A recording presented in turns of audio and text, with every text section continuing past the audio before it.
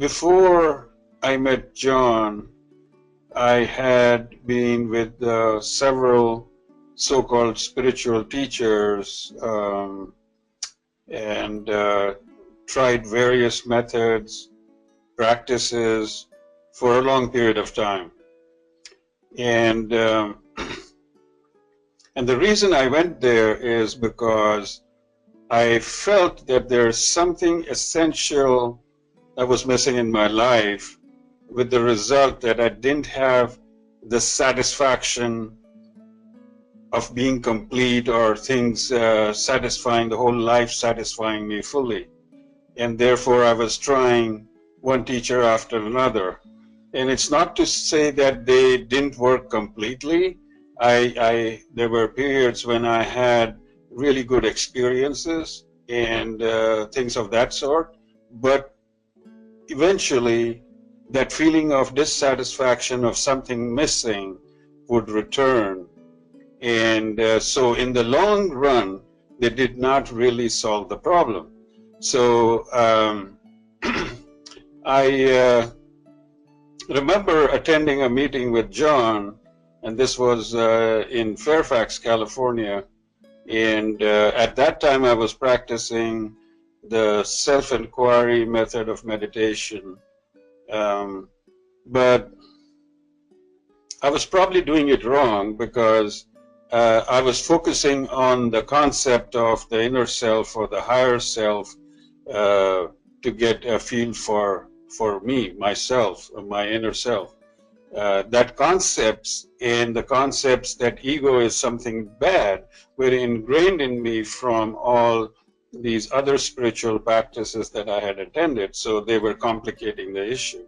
At that meeting then, when John mentioned that ego is not a problem and it's actually a representation of me at the gross level, or some words to the effect, and can be the gateway to your feeling or looking at yourself, that those words really struck me and kind of turned the whole self-inquiry method of meditation I was doing on its head. And it actually stopped my mind for a few seconds, because the impact was so great, because I was always thinking of ego being a problem and, focusing on some abstract self. But that direction from John in that meeting when I was talking to him, and he helped me through this, made me actually look directly at myself, devoid of any concepts or other preconditioned responses. And that direct look at that meeting was probably when it all got started. So after that meeting, I would very often actually spend time looking at myself, and this time without any concept, directly at the feeling of me that I could see, and it would make me feel real good. And so I did that frequently. And then after, so for a period of time, I think I had I used to feel real good and happy and content with looking at myself. Then after a period of time, I noticed that there were very strong emotions like fear and other strong emotions would start rising, and they were actually quite disturbing. This is what we call the recovery period now, but there was a long period of time that I went through that, where these strong emotions that were kind of embedded in my subconscious or my system somewhere would surface, and they were quite unsettling. And I would often wonder if I was going crazy. But I noticed also that when they would surface and depart, I would feel lighter and freer. And so this continued on for a long period of time. And I started to notice that I started to feel kind of freer, lighter, less fear in dealing with people, in dealing with life. in life situations. For example, I used to be really, you know, um, afraid of some situations at work, for example, some meetings that I didn't like, or interacting with people that I didn't like. And because of that, I didn't like to go to work that much. And I started to notice very amazingly that um, I started to enjoy going to work, meeting with people, and being in meetings that otherwise would have, you know, scared me, they had no effect whatsoever. I would actually enjoy them. So I noticed that, and other people around me noticed that there was a dramatic change over a period of time. It wasn't sudden, but it was quite dramatic that I noticed happening in my life. And then I knew that really something is going on here that I have never experienced before with all other methods, teachers, whatever have you. I work on a very large IT project, and this is $1 billion project for the state of California. And you know, every once in a while they have these release that go live where the people can use the system. So that happens like once a year and stuff like that. And when we release some substantial functionality to all the users, thousands of users, it's a big deal. It's a big deal because suddenly all these people are going to go online and start interacting with the system. And so therefore we set up what is called a command center that actually takes care of real life day-to-day situations and directs people how to solve problems. And it's a very intense kind of a task. And somehow I got drafted for that. Now, earlier, I mean, it would have been impossible for me to do something like that, have 40 people in a room like most of the day and directing them how to solve problems. But, you know, it came that, you know, I started to really enjoy doing that. And other people around me in the rooms also started enjoying to do that with me. So I noticed that this is really, really different than what I used to be before, because I could never imagine doing that before.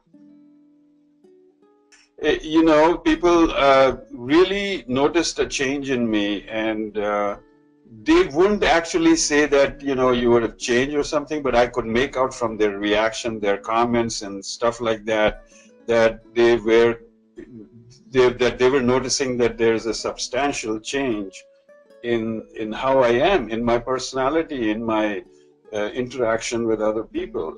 It was a dramatic change. It didn't happen, like I said, overnight.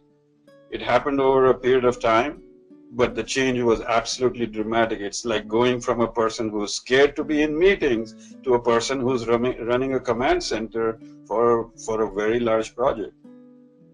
But I would say that in my case, after the first looking for a few months, I really enjoyed looking and got into it. Then there was a period of time where it went underground, in the sense that I wasn't looking. It went back to the way I was before. I didn't realize that things were happening in the underground subconscious level, where it was not apparent to me. But for a few years, things kind of went underground, and I didn't, you know, look at myself or didn't do anything, and, you know, this life was as before. Then somehow, after a few years, my interest in looking at myself and all attending John's, you know, online webinars just suddenly started to arise again. And then I started to again attend all the online webinars and these other, you know, sessions and intensives and all that, and started practicing the focused attention. And then I started to see the change.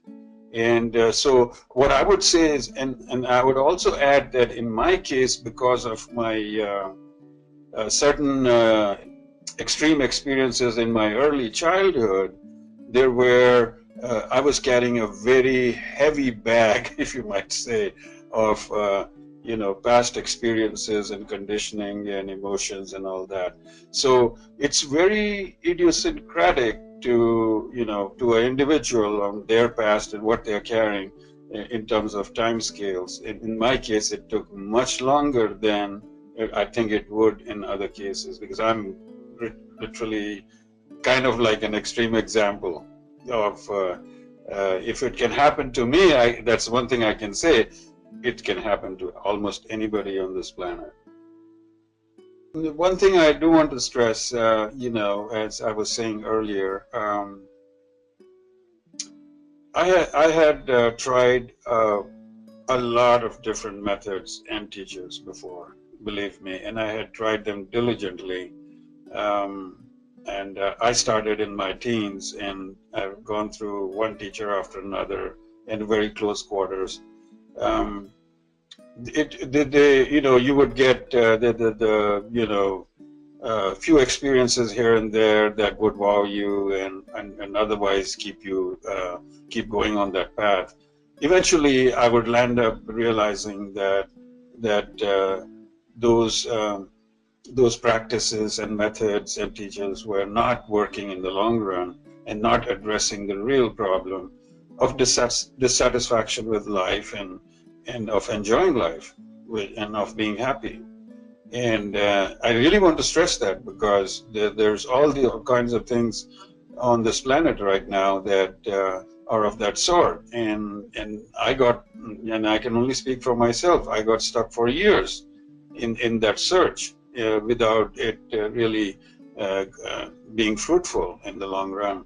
And therefore, when I have tried this one and actually see the result as I described, to me, that's amazing. That's amazing, something that I would like to share with others, that, my experiences, that you should try this. You should give it a try, to see if this will solve the problem of dissatisfaction or unhappiness in your life. Relevant change, if I was to put it in words, would be that some of the fears and hesitations and other negative emotions that would tie you down through your mind into that conditioned response, those things have kind of left. So in other words, I would say that instead of those conditioned responses now, it's a more instead of conditioned reactions, I should say, it's more like a response at the moment. So it really, there's less fear involved and less of those negative emotions. It's a more free-flowing response to a situation. That, I think, is the most dramatic. And the example I gave is an illustration of that, there's less of worry about fear and what people will think and all those conditioned responses. You're being yourself, you're being free of those things, conditioned reflex responses. Yeah, as far as my experience goes, I mean, I can expound on it more. There were periods where, and we call that the recovery period, there were periods where unexpectedly, a lot of strong emotions, fear complexes, other psychological complexes do arise from the depths of your subconscious.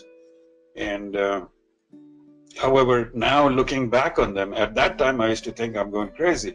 Looking back at them now, I can see that they are part of this whole process, because they need to come out and see the light of the day to be on their way out.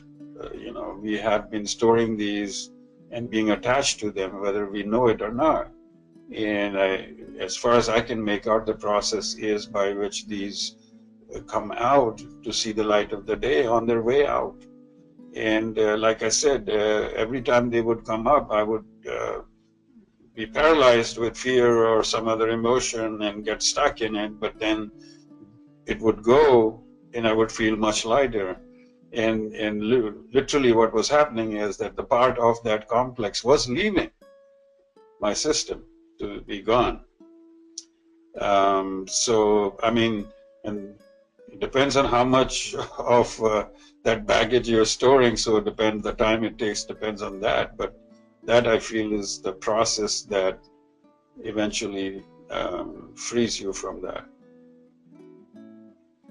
When I came back to attending John's sessions and otherwise practicing these methods, focused attention was one thing that it took me a while to actually realize that I need to do that. It's like initially there was a hesitation about, like, why do I have to do that? If it's going to work anyway, what's the need to do it?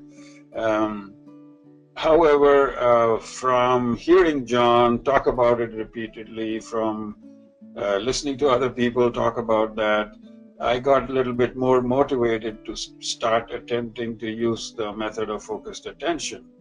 And it was over a period of time. It was not overnight. But over a period of time, I got more and more into it. And the more I got into it, I realized that it did have a profound effect in the sense that, and let me see if I can phrase this correctly. I started to notice that through focused attention, I started to pay less importance or attention to the thoughts. Because when I would do focused attention, I would be directing my attention to the breath rather than the thoughts. So, and that and this is my interpretation of it, I started to notice that something in me would change in terms of giving a higher value or weightage to the thoughts. And that was dramatic, because once you start paying less weightage or attention to the thoughts or importance to the thoughts, it gives you a sense of freedom. It gives you a sense of satisfaction. I don't know how else to call it. It's an emotion, it's a feeling, it's very tangible. But over a period of time, as I practice more and more, I realized that my mind would start taking thoughts as wisps of cloud instead of something really tangible to hold on to, is the best way I can describe it. And because of that, there was a sense of more freedom from getting entangled in thoughts and being free to decide how you want to, whether you want to pay attention to them at all or not. Even if they arose and they were frightening, it was like, okay, yeah, they're there. They're going to be gone. It was that kind of attitude. So definitely that practice does make a difference in how enmeshed you get in thoughts or not. You know, the other thoughts are not a problem, because they are, you know, arising to help you to do some action or take some action to a situation. I'm talking about those thoughts which have this strong emotional content and a conditioned reflex responses that actually sway us and make us feel miserable and suffering and unhappy. Yes, I do follow that practice on a daily basis. In fact, when I get up in the morning, it happens sort of automatically that my mind will go automatically to paying attention to the breath, and thoughts do arise, but you know, I go back again to paying attention to the breath, and I notice a difference. And sometimes I like it so much difficult to get out and get about your business, but you know, it does affect how seriously you take thoughts. So one thing, as I was saying before, is I definitely encourage people to try this. Like I said before, I've tried a lot of different methods, and I found this one the only one that would give me what I was looking for in terms of satisfaction and happiness and freedom from misery of thoughts. And it's not just me. You know, if you go to the forums or come to other meetings, you notice that it's not. There's a lot of people who have been affected, and that I think is a dramatic difference from other teachers, other methods, because from all the ones I attended, at least, usually the teacher had a solution and happiness or satisfaction, but the rest of them were struggling hard, and I never found really any significant percentage of the so-called students getting it, whatever that it was. So that is different in this case. This just the statistics, pure statistics, is, and that's why I would encourage everybody to give it a try to see if that makes a difference in their life. And on a wider sense,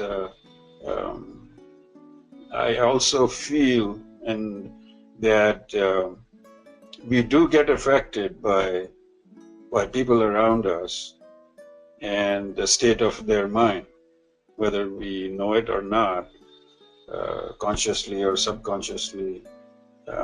We do get affected by people around us, and I think that's true of the whole planet in general.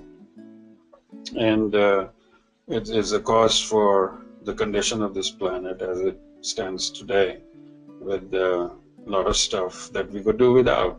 It could be a whole different thing if people did not have these fears and other strong emotions, conditioned reflexes in their system. I definitely encourage you to try it, and also to support this work in any way you can, whether it's through donation of money or through time or other tasks that can spread the message to everyone to give it a try, because as far as I know in my life, this is the only real thing.